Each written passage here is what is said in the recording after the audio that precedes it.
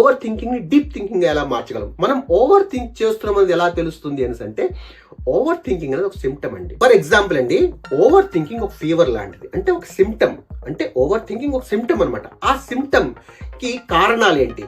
Malaria వైరసా, typhoid వైరసా, general వైరసా, లేకపోతే ఫ్లూవా, ఏదైనా కారణాలు ఏ వైరస్ వల్ల ఈ ఫీవర్ వచ్చింది అన్నది కనుక్కోవడం అనమాట. అక్కడ మనము ఈ థాట్ ప్రాసెస్ కోసం ఆలోచించాలి. అంటే దానికి నువ్వు వేయవలసిన వ్యాక్సిన్ ఏంటి, దానికి ఇవ్వాల్సిన ఇంజెక్షన్స్ కానీ టాబ్లెట్స్ ఏంటి, దానికి ఇవ్వాల్సిన మెడికేషన్ ఏంటి అనేది కొద్దిగా నువ్వు డైవర్ట్ చేసుకుని ఈ మెడిసిన్స్ ఏవైతే ఉన్నాయో అవి నీ యొక్క యాక్షన్స్ అనమాట. మనకి ఓవర్ థింకింగ్ అనేది ఒక ఫీవర్, ఒక సిమ్టము, దానికి గల కారణాలు, మనకున్న ప్రాబ్లమ్స్, ఈ ప్రాబ్లమ్స్ కున్న సొల్యూషన్స్, మన మెడిసిన్స్. ఇక్కడ వరకు వచ్చాం. అకార్డింగ్ టు ది సిమ్టమ్, నీకు వచ్చిన వైరస్ ప్రకారం ఈ మెడిసిన్ వేసుకోవాలంటే నువ్వు అటువంటి యాక్షన్ తీసుకోవాలి. దేనికి ఎటువంటి యాక్షన్ తీసుకోవాలి? ఎగ్జామినేషన్ ప్రాబ్లం, దీనికి యాక్షన్ తీసుకోవాలి. ఫలానా బ్యాంక్ లో ఫలానా మిస్టేక్ జరిగింది, దీనికి ఇలా యాక్షన్ తీసుకోవాలి. ఫలానా తప్పు నేను ఇలా చేశాను, దీనికి ఇలా యాక్షన్ తీసుకోవాలి. అక్కడ మనం ఫైనల్ స్టేజ్కి వచ్చేటప్పుడు ఏంటవుతుందంటే, ఈ యాక్షన్ తీసుకునే ముందు కంప్లీట్ గా బిజీగా మారిపోను.